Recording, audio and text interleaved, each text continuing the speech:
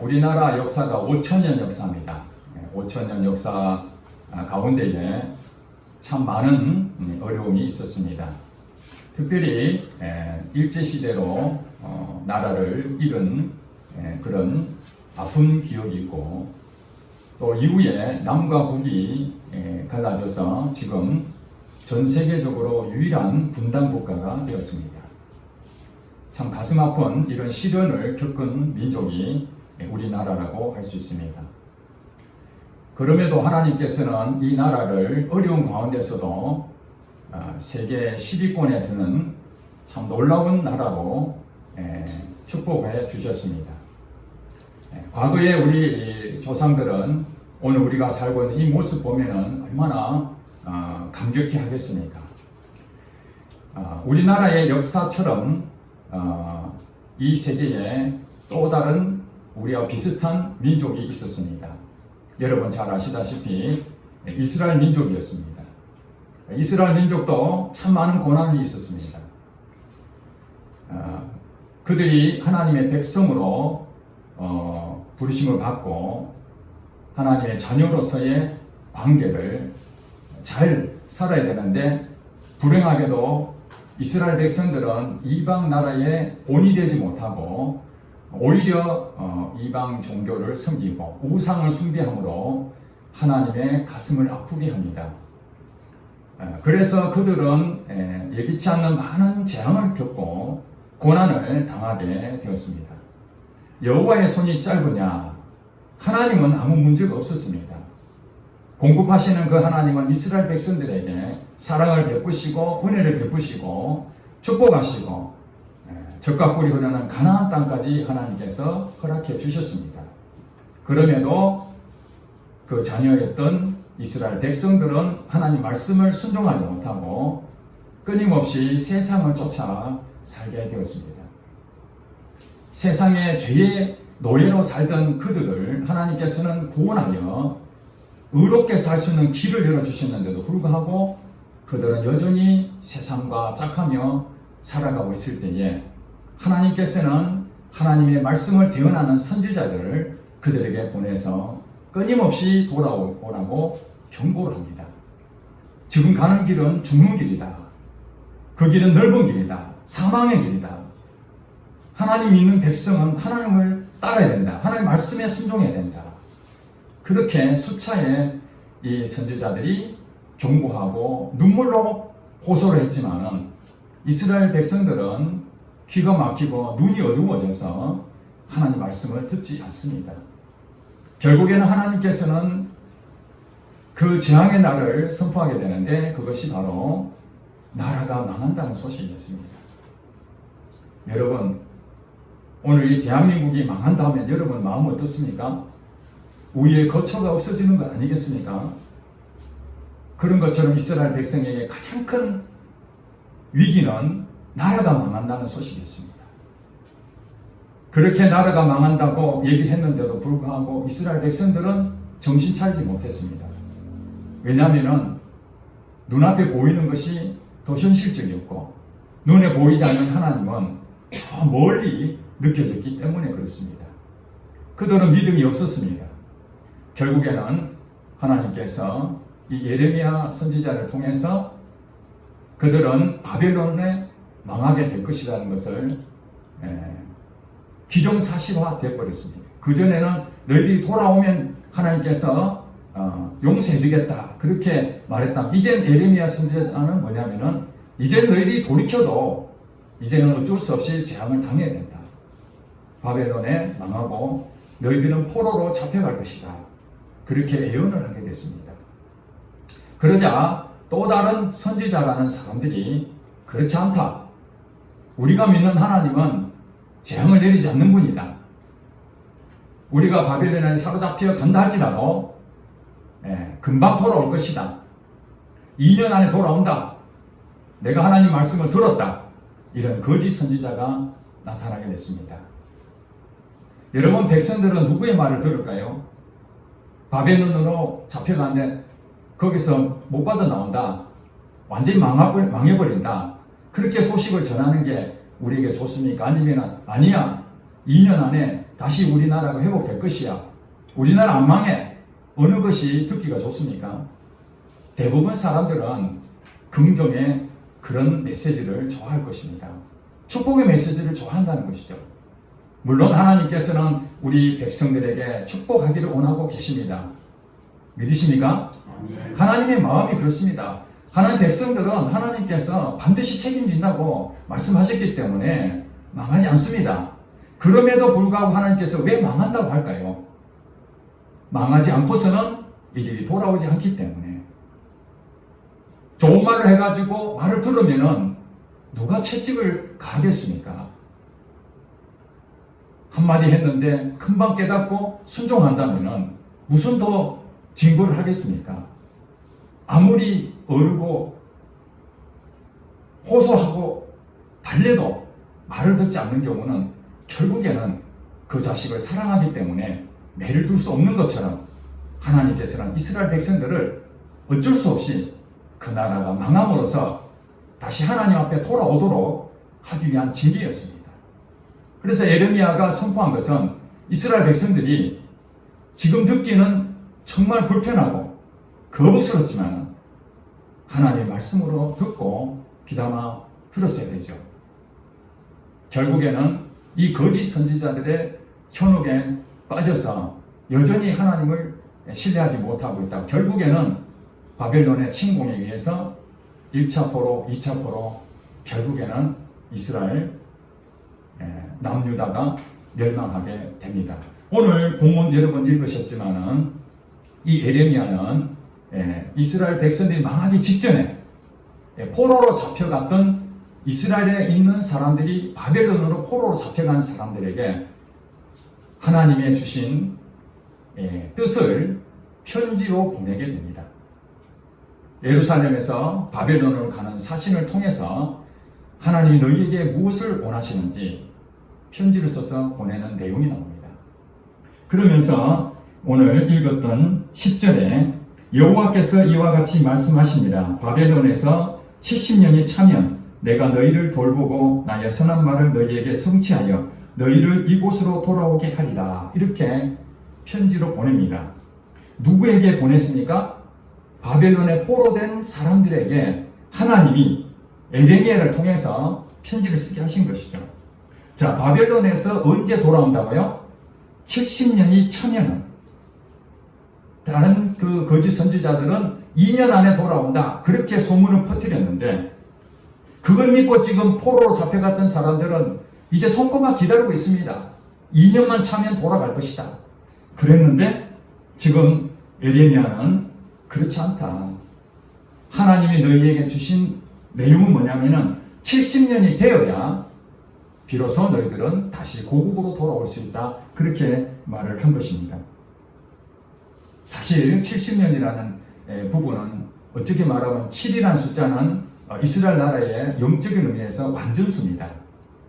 그러니까 70년이라는 것은 여러분 우리가 강건하면 70이요, 80이죠. 우리의 그 사람의 연수가 70이요, 강건은 80이라고 성경이 말한 것처럼 지금 이들이 듣는 사람들은 70년이 지나면 돌아오지만은 실제로 어떻다는 거예요? 인생 끝이죠. 그렇죠? 어린아이가 이거 들어도 70년 후에 돌아오니까 지금 바벨론 땅에서 어떻게 살아야 된다는 것입니까? 그 앞에 설명해 놨는데 너희들은 이제 바벨론에서 돌아올 것이다. 2년 안에 돌아올 것이다. 그런 거짓된 예언에 속지 말고 거기서 시집가고 장가가고 거기서 생활터전을 이루고 70년 동안 살아라. 그리고 너희가 살고 있는 그곳을 위해서 기도해라. 왜냐하면 믿음의 생활하는 데에 공격을 당하지 않도록 70년 동안 하나님께서 보호해 줄 테니까 거기서 기도하라. 그렇게 말한 것입니다. 여러분 여기서 중요한 내용이 한 가지 나옵니다. 하나님께서는 어떤 계획을 세우시는데 그냥 즉흥적으로 하시는 것이 아니라 모든 것을 질서 있게 계획을 가지고 일을 하신다는 것입니다. 이들이 망하는 것도 하나님께서 그들의 계획을 잡고 있었죠. 갑자기 망한 것이 아닙니다. 수도 없이 망할 것이라는 예언을 하고 그날이 와서 망하게 됐고, 또 망하고 난 다음에 그 다음에 어떻게 될 것인지 많은 이스라엘 백성들이 불안해하고 있을 때에 거짓 선지자들이 끊임없는 가짜 뉴스를 하고 있죠. 내가 하나님 말씀을 들었다. 2년 안에 돌아올 것이다. 오늘 지금 코로나 시대에 우리가 살고 있습니다. 어떤 전문가는 코로나가 백신이 나오면 금방 모든 것이 사라질 것이다. 백신은 금년 말이나 늦어도 내년이면 다 개발이 될 것이다. 두려워할 필요가 없다. 그렇게 얘기하는 사람도 있고, 어떤 전문가는 그렇지 않다. 이 코로나가 끊임없이 변신을 해서 새로운 부분으로 변형이 된 바이러스가 계속 나오기 때문에 우리가 백신을 개발해도 쫓아가기 어려울 것이다. 앞으로 평생 이렇게 코로나와 살지도 모른다는 부정적인 그런 메시지를 또 전해주기도 합니다. 여러분, 우리가 지금까지 살아보지 않는 세상을 지금 살고 있지 않습니까? 작년만 하더라도 우리는 이 코로나가 존재 자체도 몰랐던 거 아니겠습니까?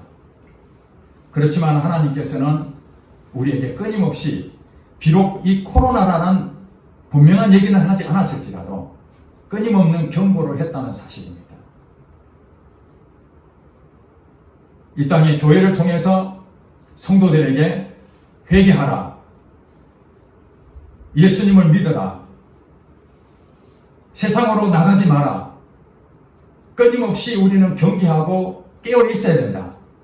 그렇게 설명을 했지만은 사람들은 그걸 귀담아 듣지 않고 좋은 얘기들만 듣고, 더 기술이 발달하고 이제 더 좋은 세상이 왔다, 이전보다도 더 좋은 세상이 열릴 것이냐, 4차 산업혁명이 이제 눈앞에 왔다, 이러한 많은 혜택들을 바라보고 더 좋은 것들을 추구하고 있는 것이 현실입니다. 이 코로나로 인해 가지고 또 우리 교회들끼리도 예배를 드리지 못하는 그런 참으로 참담한 상황이 왔습니다. 대면 예배를 드리는 것이 맞는지 아니면 비대면 예배가 드리는 것이 맞는지, 교회마다 그 문제 가지고 서로 갈등이 굉장히 많습니다. 이 불안하기 때문에 그런 거죠.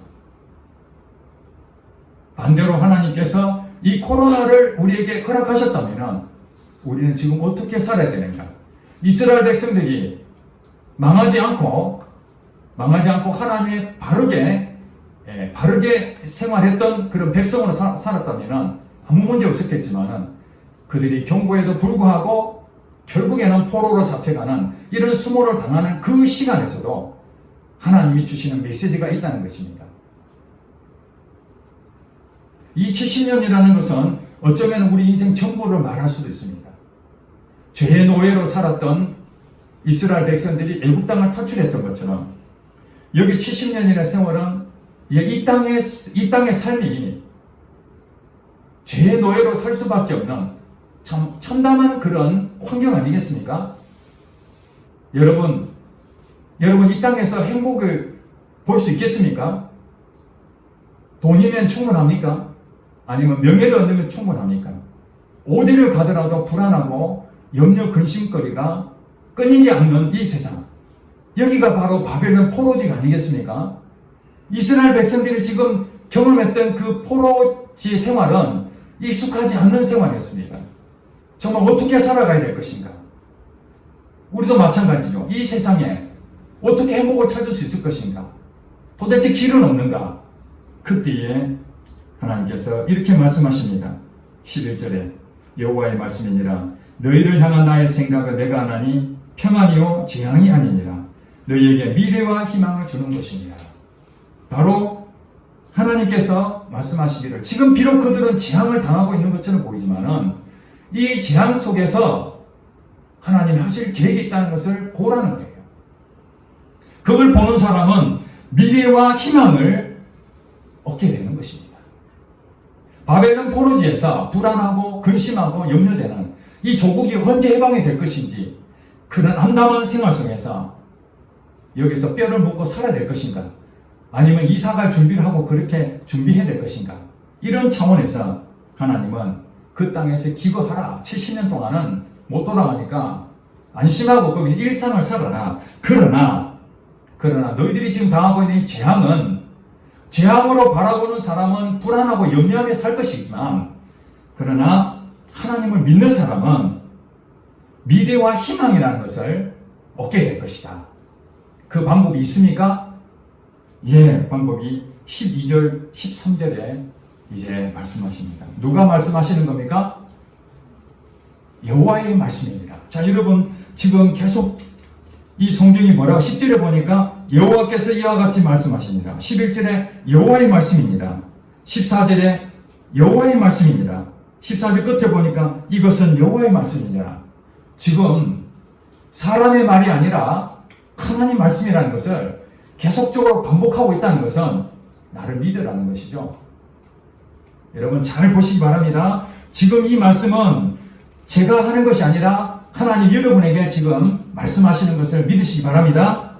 자, 뭐라고 말씀하십니까? 12절, 13절 같이 읽겠습니다. 시작. 너희가 내게 부르짖으며 내게 와서 기도하면 내가 너희들의 기도를 들을 것이요 너희가 온 마음으로 나를 구하면 나를 찾을 것이요 나를 만나리라. 아멘. 자, 여러분 하나님께서 이제 희망의 메시지를 주셨습니다. 그것은 바로 너희가 누굽니까? 하나님을 만나고자 하는 사람입니다. 너희가 내게 부르짖으며 하나님 앞에 엎드리는 거죠. 나를 구하면은 하나님을 바라보는 겁니다. 하나님을 눈앞에 보이는 바벨론을 바라보는 것이 아니라 자기 일상이 무너져 있는 이 코로나를 바라보는 것이 아니라 하나님을 바라보고 구하면, 그리고 하나님을 찾으면 나를 만나줄 것이다. 나를 만납니다. 그 다음에 13절 너희가 온 마음으로 우리의 생각과 우리의 감정과 우리 의지의 모든 것을 다해서 하나님을 구하면 또 나를 찾을 것이고 나를 만나리라. 이것이 반복해서 말씀하는 거죠. 자, 지금 이것은 예레미야를 통해서 이스라엘 백성들한테 지금 말씀하고 있는 거죠. 하나님이. 자, 신약에 와서 예수님께서 이와 똑같은 얘기를 하신 내용이 나옵니다. 마태복음에 보면은 예수님께서 제자들에게 말씀하시기를 구하라 그리하면 주실 것이요 찾으라 그러면 찾을 것이요 문을 두드리라 그러면 열릴 것입니다. 믿습니까? 이 예레미야를 통해서 하나님 말씀하신 것처럼 예수님께서 말씀하셨습니다. 똑같이. 예수님이 누구십니까? 하나님의 아들로 이 땅에 오신 분입니다. 그분은 십자가에 돌아가셨지만 다시 부활하심으로 하나님이심을 증명했습니다. 그분이 하나님이십니다.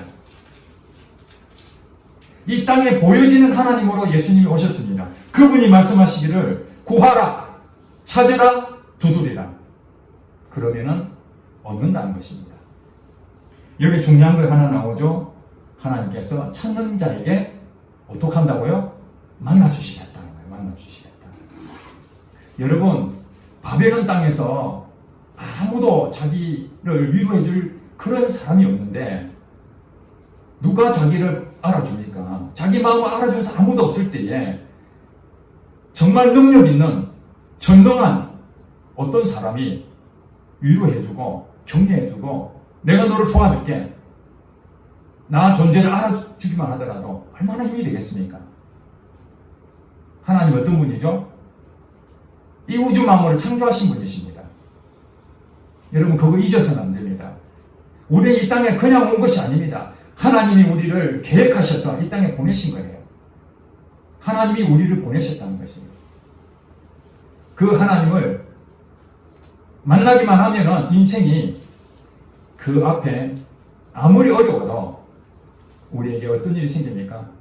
능력이 우리에게 주어집니다. 저는 어렸을 때 교회를 나가게 됐는데 하나님을 잘 몰랐어요. 그래서 성경이 말한 대로 제 자신을 바라보니까 제가 지킬 수가 없는 거예요. 열심히 예배도 드리고 기도도 하고 은혜 받을 수 있는 부분이 여러 번 있었지만 그래도 하나님이 느껴지지 않았습니다. 근데 성경을 보니까 기도하라. 그러면 만나줄 것이다. 나는 하나님을 인격적인 하나님이신 줄 잘 몰랐습니다. 그냥 성경을 갖다 놓고 성경 믿으면 되는 줄 알았지, 정말 그 하나님이 나와 함께 하시는 그 하나님을 경험하지 못하니까 제가 그 마음에 결단했습니다. 하나님 살아계시면 내가 제대로 믿고, 하나님 안 계시면 나 교회를 떠나야 되겠습니다. 나 이렇게 힘들게는 못 살겠습니다. 그런 마음이 제 청년 때에 들어오게 됐어요. 그래서 하나님을 찾으려면 적어도 1년 정도는 찾아봐야 되지 않겠나, 그런 생각을 제가 가졌습니다. 그래서 1년 동안 기도도 하고 성경도 보고 책도 보고 수없이, 예배당 저 끝에서 아무도 없는데 저 혼자 앉아서 하나님 계십니까? 내 마음에 감동이 없는 거예요. 산에 가서 우리 청년들 같이 기도하는데 처음 온 청년들은 막 기도를 부르짖고 눈물 흘리면서 통곡하면서 이렇게 기도하는데 막 은혜를 충만하게 받는데, 저는 그 사람보다 훨씬 오래 다녔는데도 마음이 냉랭하고 가식적 같고 그런 마음이 드는 거예요. 너 가식으로 한다. 그러지만은 기도하면 하나님 만나주신다니 제 마음은 점점 더 간절해졌어요. 정말로. 그리고 결국에는 하나님께서 저를 찾아와 주셔서 하나님을 통해서 제 인생이 그날로 터닝 포인트가 됐습니다. 여기 보니까 내게 부르짖으며 내게 와서 기도하면 내가 너희들의 기도를 들을 것이다. 그리고 온 마음으로 나를 구하라. 이 말이 무슨 말입니까? 간절한 마음을 가지라는 것이죠. 간절한 마음.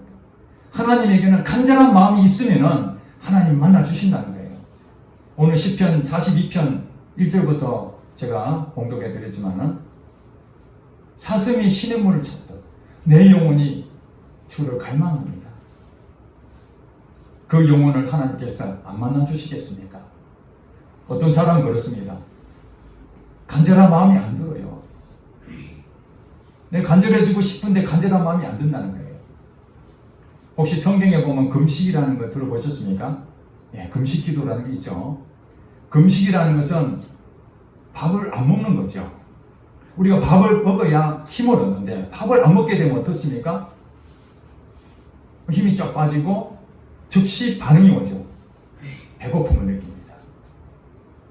점점 굶으면은 배에서 꼬르륵 소리가 나면서 빨리 밥을 달라는 간절한 마음이 생기게 됩니다. 절박한 마음이 생기게 됩니다. 그래서 금식 기도의 능력이 나타난다는 의미가 뭐냐면은, 절박해지는 것을 인위적으로 우리가 경험하는 것이 금식 기도입니다. 그냥 우리가 굶어서 하나님 뭘 주세요 이런 얘기가 아니고, 절박한 마음이 안 생기니까 금식을 하게 되면 절박함을 즉시 우리 육신이 느끼잖아요. 그런 것처럼 우리 영혼이 절박하지 않으니까 하나님을 찾지 않는 거예요. 여러분, 이 세상에서 가장 첫 번째로 해야 될 일이 뭐냐면은 하나님 만나는 일입니다. 여러분, 돈이 아닙니다. 이 세상에서 평안할 곳은 한 군데도 없습니다. 미국에 가면 평안할 것 같습니까? 미국 이민사를 보세요. 얼마나 고생을 하는지 모릅니다. 우리나라 학벌이 좋은 사람도 미국 가서 세탁소를 하고요, 참 어려운 일을 많이 합니다. 낙원이 없다는 것입니다. 예수님을 만나면 그게 낙원입니다. 그게 천국이에요. 여기 적어놨잖아요. 예수 그리스도를 만나고 누리고 전하고. 예수님을 먼저 만나야 됩니다. 성경에 뭐라고 얘기합니까? 주 예수를 믿으라. 그리하면 너와 내 집이 구원을 얻으리라. 예수님을 나의 주인으로 믿기만 하면은 하나님 나의 주인이 되신다는 거예요. 제가 증명합니다. 제가 간절히 기도했더니 하나님 나를 만나주셨어요. 만나고 난 뒤부터 저의 인생은 그 이전의 삶과 달라졌습니다. 그전에는 제가 예배를 드려도 사실 말씀이 들리지가 않았어요. 왜 지루하다. 왜 이렇게 재미가 없나. 또 치는 설교도 많고 내가 하지 못하는 그런 부담스러운 말씀 들을 때마다 참 힘들었어요. 기도하라는데 기도가 뭔지 잘 몰랐어요. 성경을 읽는데 성경도 끝까지 읽어본 적이 없어요. 그것이 바로 하나님을 못 만나니까 그런 일이 있었는데, 하나님을 만나고 나니까 기도가 되어지고요, 막 가슴을 치게 되고 말씀을 읽어지게 되고 예배가 사모해지게 되는 것입니다. 우리가 간절한 마음으로 기도하는 것뿐만 아니라 우리가 왜 기도하는데 이렇게 냉랭할까? 왜 하나님 응답이 없을까? 여러 가지 원인이 있을 수 있지만 기도 내용을 들여다보게 됩니다. 우리가 드려지는 이 기도가 하나님께 상달되는 기도가 되어야 되는 것이죠. 어느 목사님이 간증을 한 내용을 제가 읽었습니다. 그분이 기도를 하는데 갑자기 환상이 보여졌다고 합니다. 이 부분에 대한 개인적인 체험이니까 이렇게 이해를 하시고 들으시면 되겠습니다. 그분이 환상 가운데에 예수님을 보게 됐는데 예수님이 어디 보이니까 하늘에 구름이 있는 곳에서 예수님이 보였습니다. 그런데 예수님은 그 뒤에 보니까 많은 크고 작은 그릇들이 뒤에 가득 있는 것을 환상으로 이 목사님이 보게 됐답니다. 그런데 예수님께 예수님 저 뒤에 있는 그릇들이 무엇입니까? 그렇게 물어보니까 예수님께서 기도 항아리란다. 기도를 담는 항아리라고 예수님이 설명했습니다. 그런데 또 한 장면이 바뀌었는데 이제 이 지상에서 기도하는 사람들이 계속 기도하는데 여기서 무엇은 빛이 올라가는데 이 기도 올라가는 거죠. 올라가는데 얼마 올라가지 못해서 갑자기 힘이 없어가지고 연기처럼 이렇게 사라지는 것이 많이 보이더라고 합니다. 또 어떤 기도하는 사람의 기도는 쭉 올라가다가 악한 영이 그 기도를 계속 이렇게 방해하고 못 올라가도록 중간에서 잘리고 떨어지는 그런 모습을 보게 됐습니다. 그런데 신기한 게도 어떤 한 사람의 드리는 이 기도는 힘이 있어서 빗줄기가 쭉 올라가듯이 아무리 악한 영이 그것을 공격해도 그것을 뚫고 쭉 올라가다가 거기에 있는 기도 항아리에 그게 쑥 담기는 것이 보여졌습니다. 그리고 그 예수님께서 말씀하시기를 이 기도 항아리의 능력이 어떤지 보여주겠다.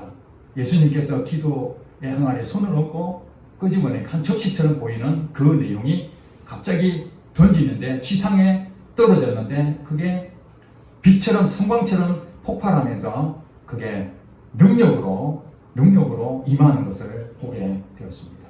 기도의 능력이 나타나는 것이죠. 기도가 응답되는 것이 나타나는 것이죠. 누구에게요? 강력한 힘을 바치고 끝까지 기도 항아리에 들어갔던 그 사람에게 하나님께서 역사하시는 것을 보여주셨습니다. 그래서 이 목사님이 뒤에 보니까 어느 좀 괜찮은 그릇 정도 되는 항아리를 보고 저 그릇은 누구 것입니까? 그러니까 너의 것이다. 그렇게 예수님 말씀하셨어요. 근데 그 옆에 보니까 이 항아리보다 훨씬 큰 항아리가 있길래 예수님 저는 저 큰 항아리를 주세요. 그렇게 물었더니 예수님께서 그 항아리는 너가 아무리 이 땅에 기도해도 다 찰 수 없을 정도다. 그러니까 이 목사님 그러면 저희 아내랑 같이 기도하겠습니다. 그랬더니 예수님께서 같이 하라고.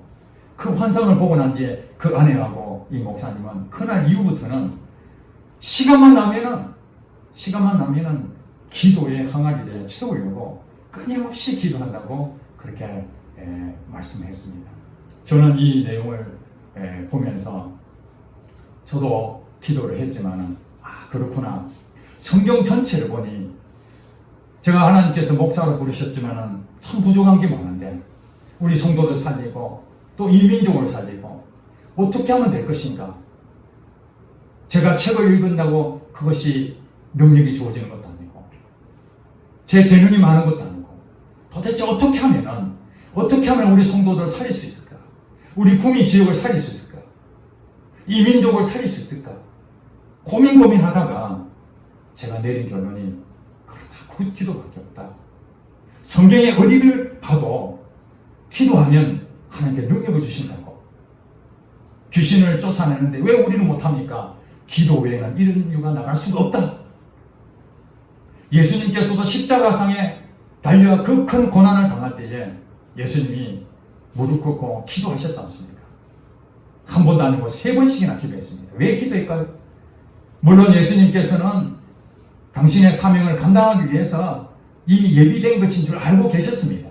그럼에도 불구하고 예수님은 인간의 몸을 입고 있기 때문에 하나님의 능력이 없으면 이걸 이길 수가 없다는 것을 아셨다는 것이죠.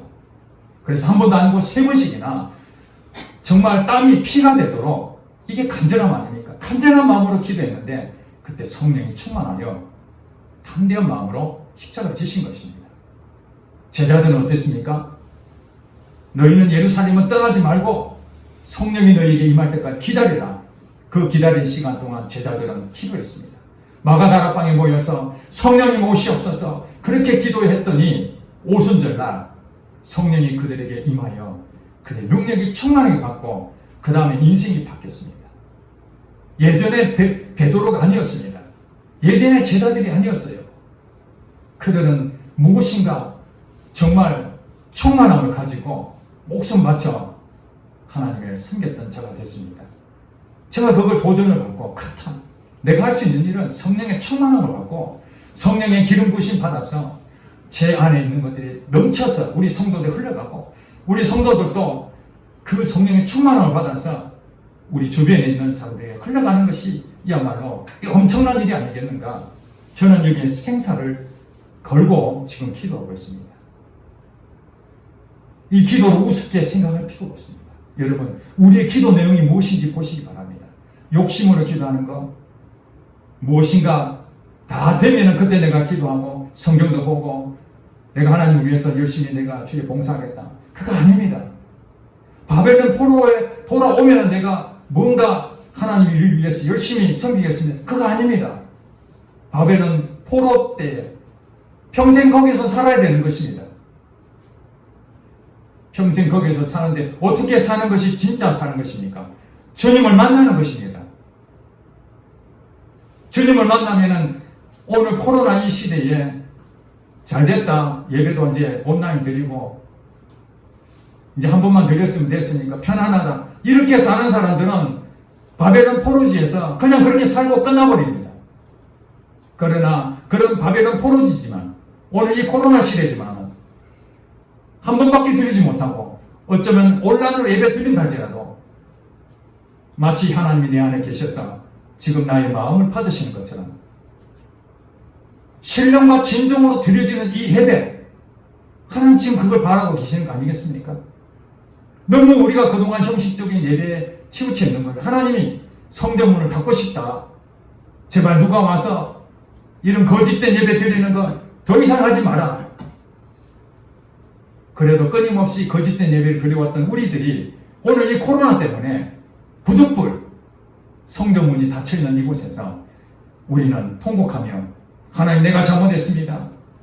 이것이 바로 빛을 뚫고 사단이 그 기도를 방해하지만 그 뚫고 기도 항아리에 들어가는 줄 믿으시기 바랍니다. 내가 죄인이라는 것을 고백하며 내가 정말 기도하지 못했고 간절한 마음도 없이 그저 눈에 보이는 것에 만족하며 살아왔던 나 자신의 이 한심한 모습을 하나님 불쌍히 여겨달라고 상한 심령, 통회하는 심령 그것이 하나님 기쁘시게 받으신다고 했지 않습니까? 그러면 우리의 기도가 달라져야겠죠. 처음에는 어려우니까 도와주세요 이런 기도를 하지만은 이제 그 기도가 바뀌어서 하나님 나라와 하나님 의를 구하는 기도로 바뀌면서 하나님께서 어떻게 우리 인생을 책임지고 바벨론 포로지에서 하나님 만나며 승리하며 악한 영과 싸워 이겨가는 그 남은 자들 바벨론 포로지에 있는 그 사람들처럼 오늘 이 시대에 일상이 예전처럼 돌아가지 아니한다 할지라도 주님을 만나고 주님의 영광을 위해서 살아가는 주의 신실한 종이 되기를 주의로 축복합니다. 기도하겠습니다.